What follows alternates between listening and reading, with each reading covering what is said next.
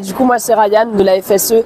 Aujourd'hui, on se mobilise le 2 octobre dans la continuité en fait, des premières dates du 10 et du 18 septembre notamment, qui ont été des dates absolument massives, autant pour les lycées, pour les universités que pour les travailleurs dans toute la France. Là, on est dans un contexte de révolte de la jeunesse, de révolte au niveau international, ou partout dans le monde, que ce soit à Madagascar, au Népal, en Indonésie. On a la jeunesse en fait qui soulève contre des États qui se réactionnarisent.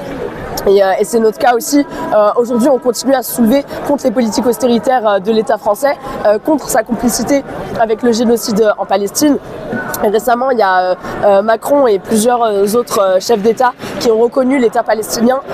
Ça, pour nous, ça ne veut rien dire et on sait très bien que ça ne changera rien au fait que la France continue à être complice du génocide en Palestine. Nous, on soutient la lutte du peuple palestinien, on sait qu'il n'y a que comme ça qu'elle sera libérée.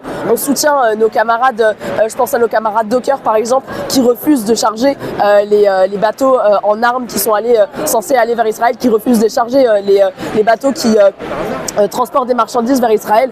Nous, on soutient en fait et on prend part à ce genre d'initiatives qui soutiennent activement la lutte du peuple palestinien et qui dénoncent en même temps nos conditions d'études, les conditions de travail en France qui se détériorent de plus en plus, les salaires qui n'augmentent pas pendant que l'inflation elle explose et que nos conditions de vie elles sont de plus en plus compliquées et de plus en plus déplorables. On continuera à se mobiliser dans les rues aux côtés des travailleurs, aux côtés des lycéens, parce que c'est qu'en travaillant tous ensemble qu'on pourra réellement mettre fin à ces politiques antisociales et à ce gouvernement qui n'est là pour servir que le patronat et pas le peuple. Voilà.